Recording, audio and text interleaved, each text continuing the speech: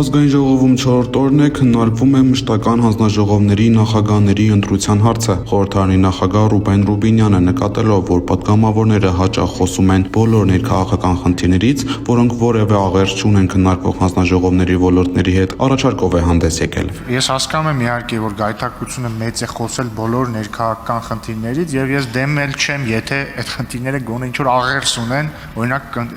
տվյալ դեպքում պետական իրավական հարցերի հանձնաժողովի ոլորտների հետ, բայց ես առաջարկում եմ այն ելույթները, որոնք ընդհանրապես կապ չունեն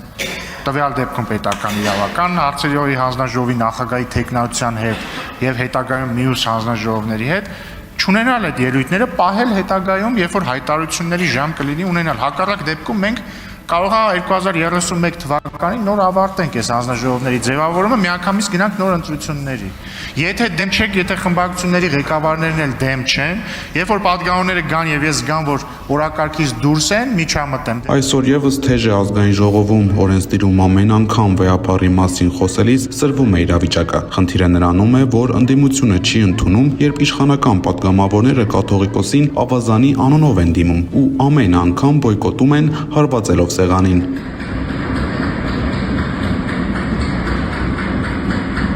Սրանից շատ կարճ ժամանակ անց Հայաստան դաշինքի պատգամավոր Քրիստինե Վարդանյանն է ամբիոնից սկսել խոսել կաթողիկոսի մասին, այդ ժամանակ էլ ՔՊՆ որոշել բոյկոտել։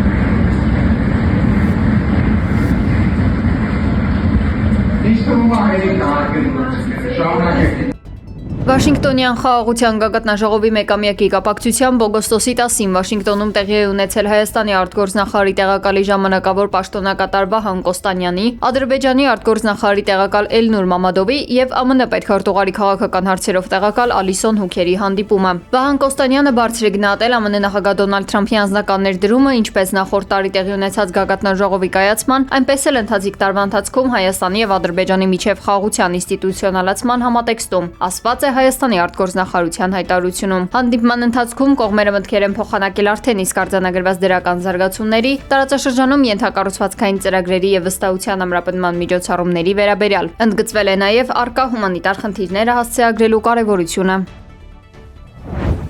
Զանգեզուրի միջանցքի ստեղծումը մեր նախաձեռնությունն էր, հայտարարել է Ադրբեջանի նախագահ Իլհամ Ալիևը։ Մենք վստահությամբ եւ մեծ հմտությամբ քայլում էինք դեպի այս նպատակը, մոտենում էինք եւ արդեն մոտեցել ենք, նշել է նա։ Անդրադառնալով Երակոմ համաձայնությամբ ստեղծված TRIP նախագծին, Ալիևն ասել է, որ իրականացումն արդեն սկսվել է։ Այս թեման քննարկվել է նաեւ օգոստոսի 8-ին Դոնալդ Թրամփի հետ ունեցած զրույցի ընթացքում, ընդգծել է նա։ Ալիևը նաեւ նշել է, որ հաջորդ տարի երկաթուղին կհասնի Հայաստանի սահմանին։ Նախիջևանում երկաթուղու շինարարական աշխատանքներն արդեն ընթանում են։ Ադրբեջանից Նախիջևան Հայաստանի տարածքով էլեկտրահաղորդման գծեր անցկացնելու նախագիծը պատրաստ է, հայտարարել է Ադրբեջանի նախագահը։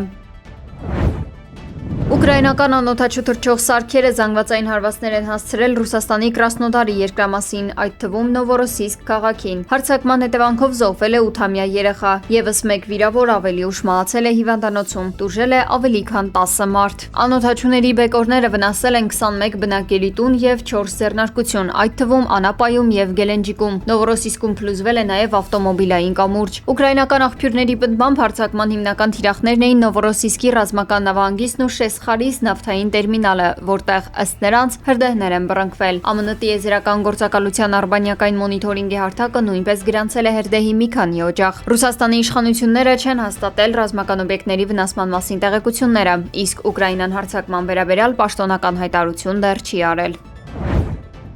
Ռուսաստանը հարվածներ է հասցրել Ուկրաինայի միանգամից 4 մարզերի։ Հարվածների տակ են հայտնվել Զապորոժիայի, Պոլտավայի, Օդեսայի եւ Դնեպրոպետրովսկի մարզերը։ Զապորոժիայում հարվածից հետո հրդեհ է բռնկվել առևտրի կենտրոններից մեկում, իսկ մոտ 1200 ընտանիք մնացել է առանց էլեկտրականության։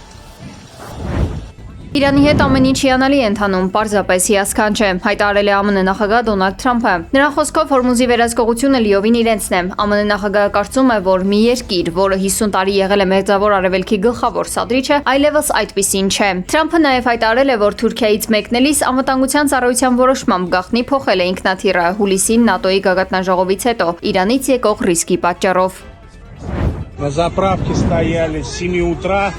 Սոչիի բենզալացակայաններում վառելիքի սուր դեֆիցիտ է գոյացել։ Պիկ ժամերին վարորդները ստիպված են լինում հերթ կանգնել ընդհուպ մինչև 12-ից 13 ժամ։ Քաղաքապետը պարզաբանել է, որ իրավիճակը պայմանավորված է նրանով, որ Կրասնոդարի երկրամասում ԱՑՍ-ների հնարավոր հարձակումների վտանգի եւ օդային տագնապների ֆոնին զգալիորեն դժվարացել է վառելիքի անվտանգ տեղափոխումը։ Որպես հետևանք նավթամթերքի տրանսպորտային փոխադրումների եւ բեռնաթափման գործընթացներում մտցվել են ժամանակավոր սահմանափակումներ։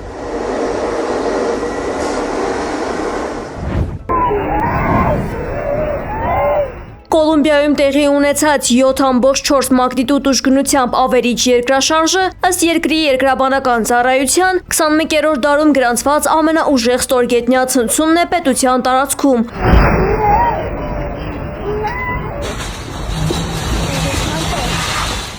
Ավերիչ ալիքը մեծապես հարվածել է երկրի սուրճի արտադրության շրջանին, հողին հավասարեցնելով բազմաթիվ շենքեր ու շինություններ։ Լայնածավալ ավերածությունների են ենթարկվել հատկապես Պերեյրա, Կալի եւ Մանիսալես քաղաքները։ Փլուզումների հետևանքով զոհերի թիվը անընդհատ աճում է։ Բլու ռադիոյի վերջին տվյալով աղետը արդեն խլել է 224 մարդու կյանք։ Լիբանանի խորհրդարանը պատմական որոշում է կայացրել քվեների մեծամասնությամբ ամբողջությամբ վերացնելով մահապատիժը։ Ըստ France Press գործակալության Լիբանանը դարձել է Մերձավոր Արևելքի առաջին պետությունը, որը պաշտոնապես հրաժարվել է պատժի այս ծայրահեղ տեսակից։ Երկրում այն վերջին անգամ կիրառվել էր 2004 թվականին։ Լիբանանի արդարադատության նախարարը որակել է որպես պատմական իրադարձություն, շեշտելով նաև դրա գործնական կարևորությունը։ Նախկինում մահապատժի առկայությունը օրենսգրքում խանգարում էր Բեյրութին հասնել հետախուզվող հանցագործների արտահանձմանը այն երկրներից, որտեղ մահապատիժը արգելված է։ Այժմ այդ իրավական խոչընդոտը վերացվել է։ Վրաստանի վարչապետ Իրակլի Կոբախիձեն հայտարարել է, որ Թբիլիսին չի վերականգնի դիվանագիտական հարաբերությունները Մոսկվայի հետ այնքան ժամանակ, քանի դեռ Ռուսաստանը շարունակում է ճանաչել վրացական տարածքների այսպես կոչված անկախությունը։ Կոբախիձեն շեշտել է, որ Վրաստանի արտաքին քաղաքականության գլխավոր առաջնահերթություններից մեկը Ռուսաստանի հետ արկա հակամարտության բացառապես խաղաղ կարգավորումն է։ Մենք հույս ունենք, որ դա հնարավոր կդառնա քաղաքական փոփոխությունների արդյունքում, նշել է վարչապետը։ Ուղևորատար լաստանավը հրդեհվել է Բալիից դեպի Ինդոնեզիայի հարևան Լոմբոկ կղզի կատարած ուղևորության ժամանակ։ Խցիկներում եղել է 131 մարդ, 114 ուղևոր եւ 17 անձնակազմի անդամ։ Նրանք բոլորը տարհանվել են։ Զոհերի եւ տուժածների մասին տեղեկություններ չեն հաղորդվել։ Պորտուգալացի ֆուտբոլիստ Կրիշտիանո Ռոնալդուն եւ մոդել Ջորջինա Ռոդրիգեսը օրինականացրել են իրենց ամուսնությունը։ Ռոնալդուն լուրը հայտնել է Instagram-ի իր էջում, հրապարակելով իրենց ամուսնական մատանիներով լուսանկար։ Ռոնալդուն եւ Ջորջինան միասին են 2016 թվականից եւ ունեն 2 երեխա, սակայն պորտուգալացի ֆուտբոլիստը սիրելիին ամուսնության առաջարկություն էր արել 2025 թվականին։